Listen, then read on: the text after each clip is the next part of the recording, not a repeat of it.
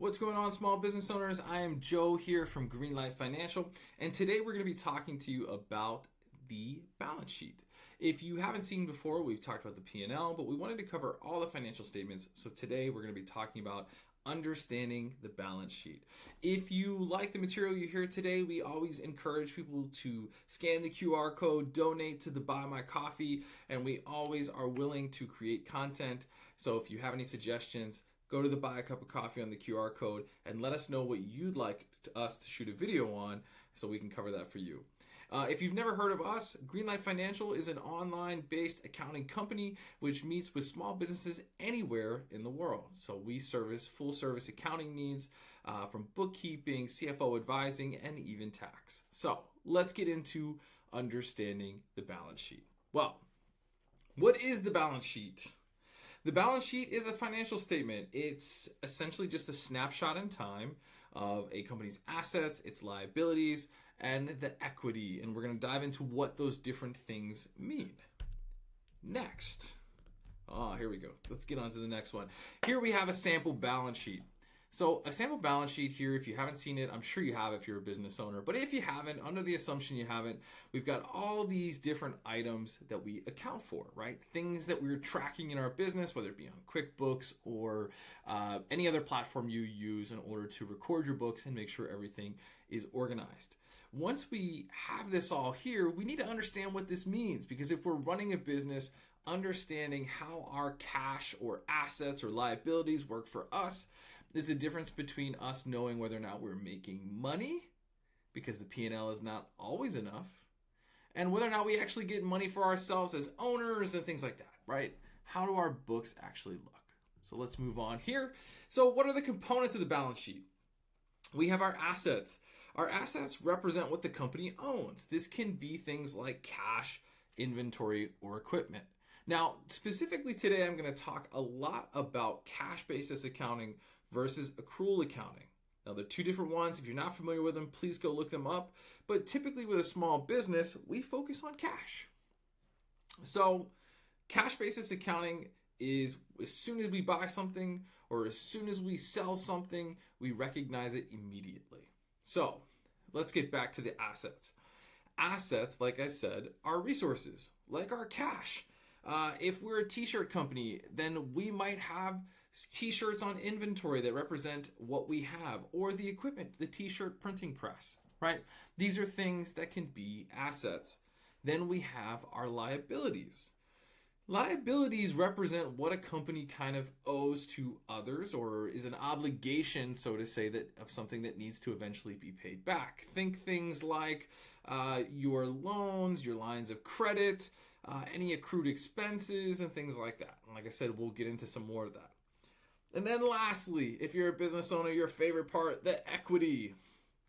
Equity represents the ownership stake in the company, including things like your retained earnings or your stockholders' kind of investments. So retained earnings is after we've done our P&L and we've sold things and made a profit. Cool. This is what we have left over. Now, shareholder investments could be like if we have multiple partners. Who are the multiple partners that we have? Again, we'll get into this some more.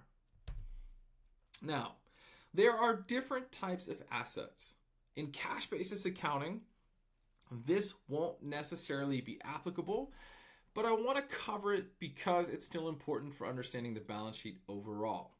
There are current assets and there are non-current assets. Current assets are just things that are basically able to be used within a year or less. Anything over is a non-current.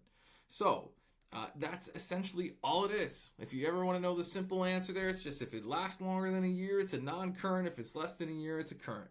This could be things like cash or current, right? Because we can just literally go to our bank and grab it, right? So, but if we have a building, that might not be quite as easy to sell within a year, right? So things that might take a little bit longer to get us some solvency.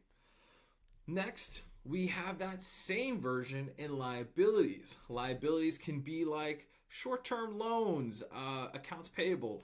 If you're a construction company and you need to pay someone for completing, let's say you're a roofing company and someone has paid you money and that person, the contractor, just went and put the roof on, well, you have to put on the books that you eventually owe that person, right? So you need to account for it. You might not have paid them yet, but you know it's coming. So that's our current liability example.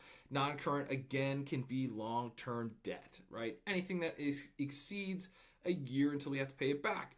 Things like the PPP loan. They're a prime example.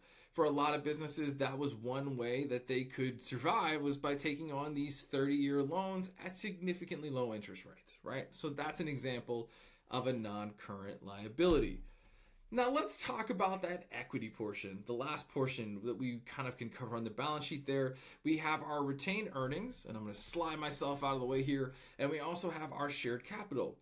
Now, retained earnings is the accumulated profits that have been distributed to the shareholders. And what does that mean? Because that's just accounting jargon that who the hell knows what that means. So you have your P&L, you've operated your business, you had your sales, and you subtracted all of your expenses or your cost of goods sold, and you were left with a profit, right? That pre-tax profit margin. Well, that pre-tax profit now becomes the retained earnings. That's what the company has made. After everything's all said and done for operating the business, we got our retained earnings. But with that retained earnings, we now need to figure out, how does that get distributed? Are there partners? Are there other things behind the scene that we have to pay? And that's kind of the stuff that we see on the balance sheet.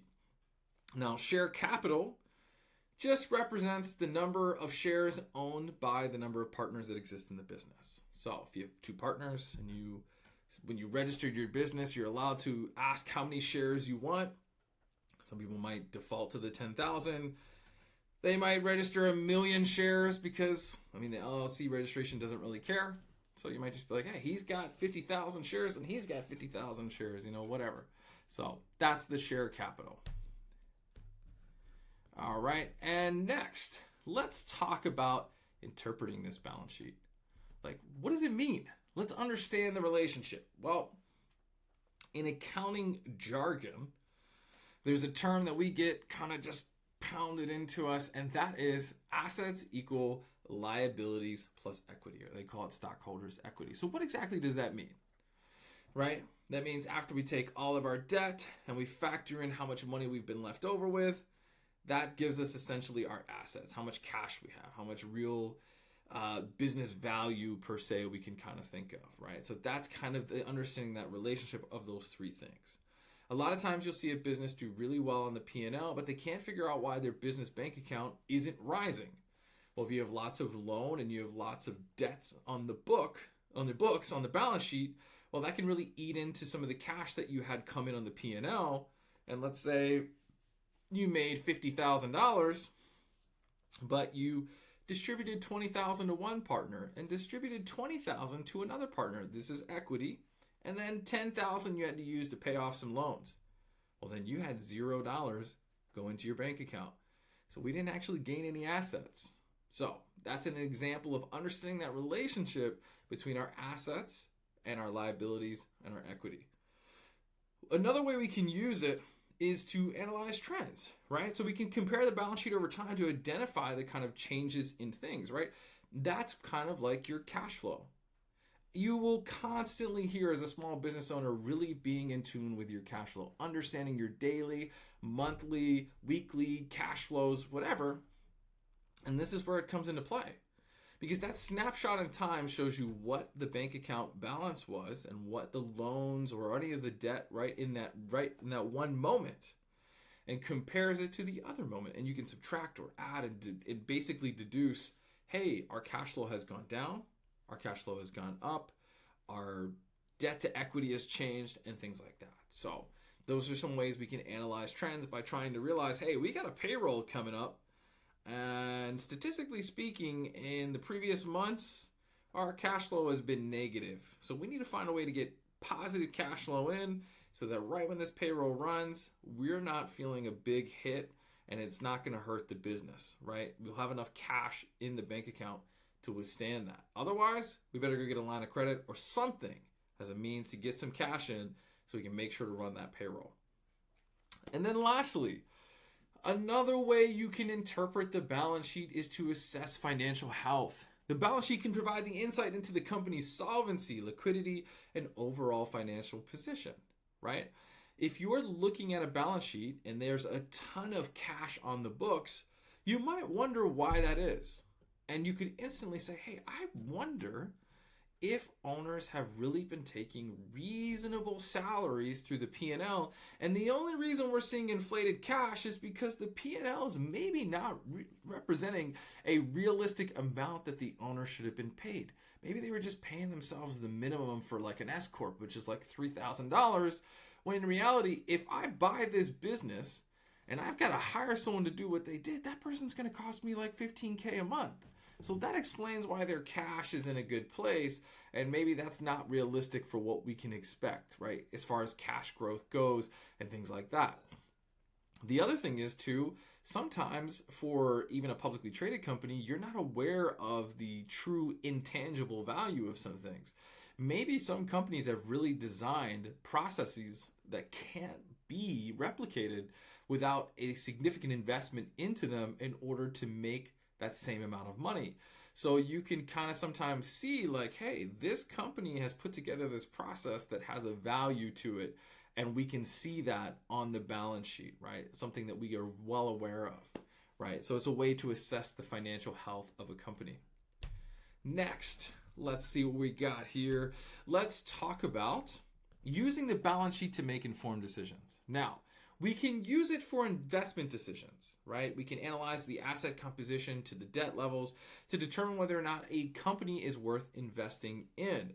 Again, if we see a company has good cash flows, for example, then we know that this company is worth taking a leap on because we see that they have positive cash flows. We can see that from one snapshot in time on the balance sheet to another, they continue to increase their cash. They manage that element well. They manage their debt payments well. There's not a ton of debt on the books. Again, a P&L could show that the company is profitable, but on the balance sheet side, we could see so much debt that they don't actually get to keep it because they took out so much money to inflate their ads and really get traffic in. But the problem is they could be 12 months out before they actually turn a profit into keeping money in the bank account. So that's where it comes into play with an investment decision.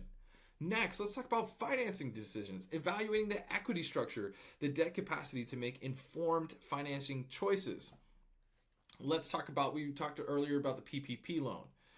If you're a company that's finding right now that your cash is diminishing and you need to know whether or not financing is a good option and considering a line of credit or a future loan, then you're looking at it and saying, hey, here's what we're kind of seeing.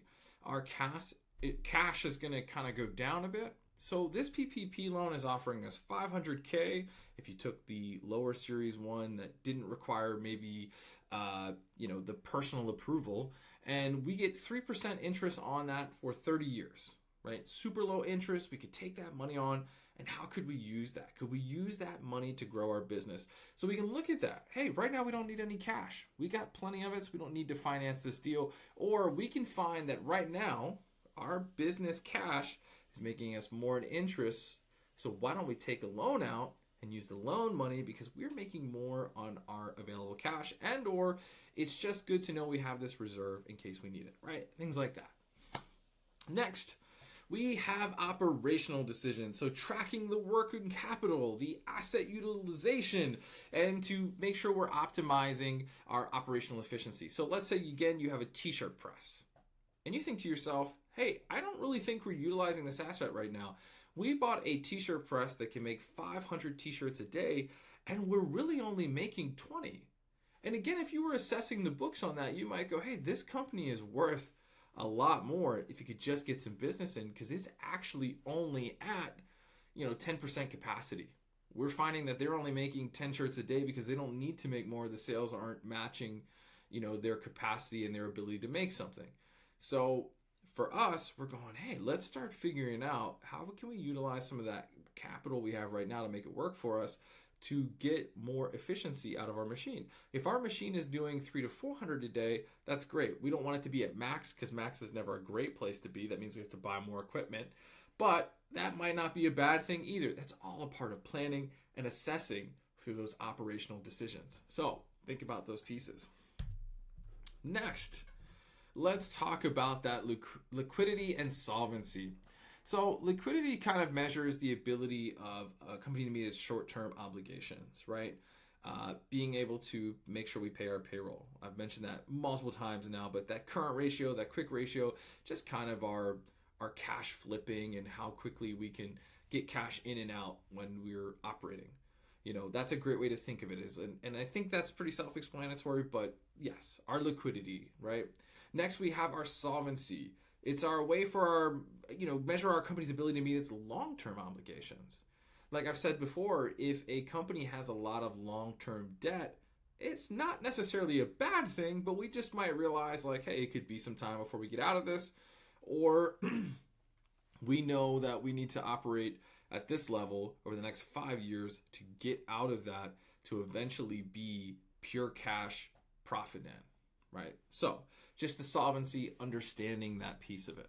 So I leave you with that. I hope this helps you gain a ton of information. I hope you've now learned a little bit more about the balance sheet, as it really is beneficial to understand and probably the most disregarded statement that exists in a business's repertoire of financial statements. So if you have any questions, feel free to reach out to us. This is our website here, Greenlight Today, or you can go to greenlightfin.io. We're always here to help. Once again, if you liked our content, feel free to like, subscribe, or even send us a cup of coffee. We're always here to create more content for you as business owners to make sure that you understand how you can use this stuff to grow your business or even make it more efficient, or understand the possibility of purchasing a new business. Who knows? But check us out. Feel free to reach out to us. We help do full service accounting and help businesses probably just like yours make sure they are running well and can make informed decisions. So, thanks.